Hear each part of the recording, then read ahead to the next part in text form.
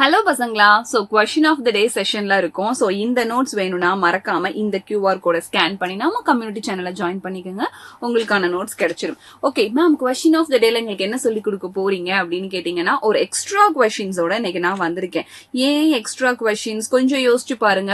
அப்படியே புக்ல இருக்கிற மாதிரி நம்ம கேட்பாங்களா, கொஞ்சம் மிங்கிள் பண்ணிலாம் கேட்கறதுக்கு சான்ஸ் இருக்கு இல்லையா? ஸோ அதனால எக்ஸ்ட்ரா கொஸ்டின்ஸோட வந்திருக்கேன். எஸ், மேட்ச் த ஃபாலோயிங்ல அதை கொண்டு வந்திருக்கேன். ஸோ இன்னும் உங்களுக்கு ஈஸியா புரியும். ஸோ என்ன ஆன்சர்ஸ் கடகடன்னு நம்ம மேட்ச் பண்ணிரலாமா? ஃபர்ஸ்ட் பாருங்க, கன்ஃபியூஷன்ஸ் வராம இருக்கிறதுக்காகவே நிறைய சேம் பாயிண்ட்ஸ் இருக்கிறத பிக் பண்ணி எடுத்துட்டு வந்திருக்கேன். அம்மீட்டர். சோ அம்மீட்டரும் சரி கேல்வனோமீட்டரும் சரி கரண்ட்டை தான் மெஷர் பண்ணும் நம்ம நினைச்சிட்டே இருப்போம். பட் இங்க மேட்ச் த ஃபாலோயிங் கொண்டு வந்ததுமே உங்களுக்கு தெரிஞ்சிருக்கும். சோ ஃபர்ஸ்ட் நல்லா பாத்துக்கோங்க. Ammeter is used to measure current அப்படிங்கிறது நம்மளை பொறுத்த வரைக்கும் பக்காவான ரைட் ஆன்சர். அப்போ வோல்ட் மீட்டர், அதுதான் நேம்லயே இருக்கே, வோல்டேஜ். சோ அப்போ the voltmeter is used to measure the voltage. சரி, அது எனக்கு ஓகே. அடுத்து நெக்ஸ்ட் ஒன், கேல்வனோமீட்டர். மேம் இதுவும் கரண்ட்டை தானே மெஷர் பண்ணுன்னு கேட்டீங்கன்னா, கேல்வனோமீட்டர் கரண்ட்டை மெஷர் பண்றதையும் தாண்டி கரண்டோட டைரக்ஷன் ஆஃப் ஃப்ளோவை செக் பண்ணும். ஸோ அதனால இங்கனக்குள்ள நம்ம அலைன் பண்ணிருக்கிற பாயிண்ட் பாருங்க, which is used to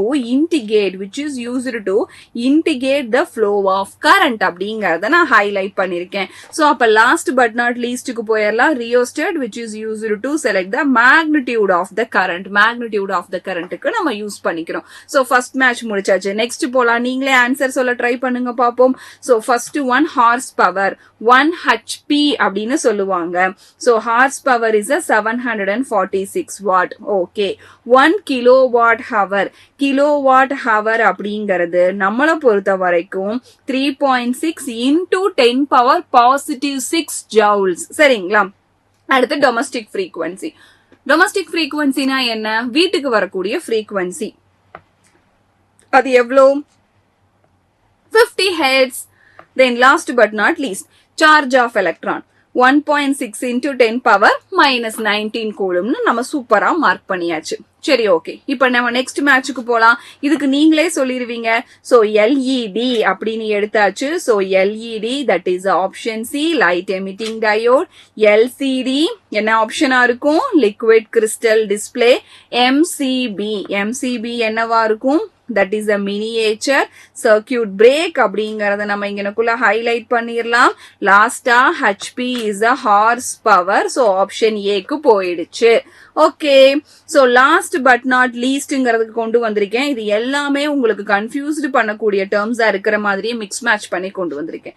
first electric ஹீட்டர்ல நீங்க யூஸ் பண்றது பாத்தீங்கன்னா என்னவா இருக்கும்? நல்லா ஞாபகம் வச்சுக்கணும். ஹீட்டர்ல நம்ம யூஸ் பண்றது நைக்ரோம். சரிங்களா? நைக்ரோம் தான் நம்ம ஹீட்டர்ல யூஸ் பண்றோம். ஓகே. நெக்ஸ்ட் ஃபியூஸ் வயர் சொல்லியிருக்காங்க. ஃபியூஸ் வயர் எப்பவுமே ஒரு அலாயில தான் கிரியேட் பண்ணுவாங்க. அலாய்னா that is a mixture of two metals நம்ம சொல்லலாம். அப்ப இந்த இடத்துல 2 metals யார் வருது? லெட் அண்ட் டின்னோட அலாய் நமக்கு இங்கனக்குள்ள வந்திருக்கு. அதுக்கு அடுத்து ஃபிலமெண்ட் இன் பல்ப் அப்படிங்கிறது அவங்க சொல்ற பல்பு ஹீட் அதிக அளவு அப்சர்வ் பண்ணக்கூடிய பல்பா சொல்லியிருக்காங்க. ஹீட்ல அதிக அளவு அப்சர்வேஷன் யாருக்கு இருக்கும்னு பாத்தீங்கன்னா டங்ஸ்டனுக்கு இருக்கும். the last one is a LED bulbs. கண்டிப்பா LED bulbs செமிகண்டக்டர் தான் யூஸ் பண்றாங்க. So semiconductor is a gallium arsenide. that is one of the semiconductor. நம்ம இங்கனக்குள்ள மார்க் பண்ணியாச்சு. சோ இதுல உங்களுக்கு டிஃபிகல்ட்டான கான்செப்ட்ஸையும் சேர்த்து நான் கனெக்ட் பண்ணிருக்கேன். இதே மாதிரி வேற என்ன டேர்ம் வேணுங்கிறத மறக்காம கமெண்ட் பாக்ஸ்ல கமெண்ட் பண்ணுங்க. Thank you so much for the wonderful session.